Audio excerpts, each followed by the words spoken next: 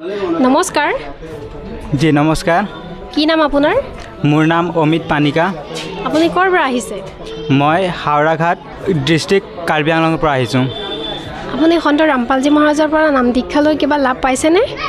সন্ত ৰামপালজী মহাৰাজৰ পৰা দীক্ষা লৈ মই লাভ পাইছোঁ। মানে মোৰ আগতে বহুত বেমাৰ হৈ আছিলোঁ মই, আৰু এনে বহুত ডাক্তৰ দেখালোঁ, লগতে যন্তৰ মন্তৰ কৰা সকলোকো দেখালোঁ, কিন্তু তাৰ পৰা একো লাভ নাপালোঁ।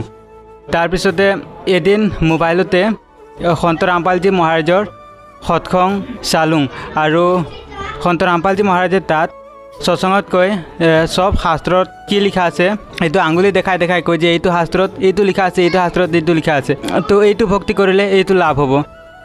তো সেয়ে আমি সৎসংটো শুনিলোঁ আৰু কিছুমান ভগতৰ ইণ্টাৰভিউ চালোঁ।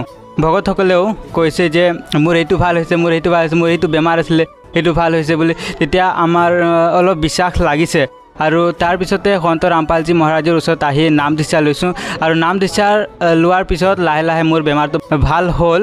আৰু মই আগত স্কুল পঢ়ি আছিলোঁ, মোৰ বেমাৰৰ কাৰণে ক্লাছ 8ৰ পৰাই মোৰ স্কুল পঢ়াটো এৰিবলগীয়া হৈ গ'ল, বেমাৰৰ কাৰণে নোৱাৰিলোঁ।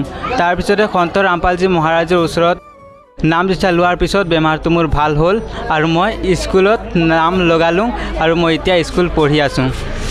এতিয়া আপুনি সন্ত ৰামপালজী মহাৰাজৰ পৰা দীক্ষা লৈ একেবাৰে সুস্থনে? হয়, মই সন্ত ৰামপালজী মহাৰাজৰ ওচৰত দীক্ষা লৈ মই এতিয়া সুস্থ হৈ আছোঁ। ধন্যবাদ থাকিল। জি ধন্যবাদ সত সাহেব। অধিক তথ্যৰ বাবে ডাউনলোড কৰক সন্ত ৰামপালজী মহাৰাজ এপ আৰু ছাবস্ক্ৰাইব কৰক সন্ত ৰামপালজী আছামিজ সৎসংগ ইউটিউব চেনেল।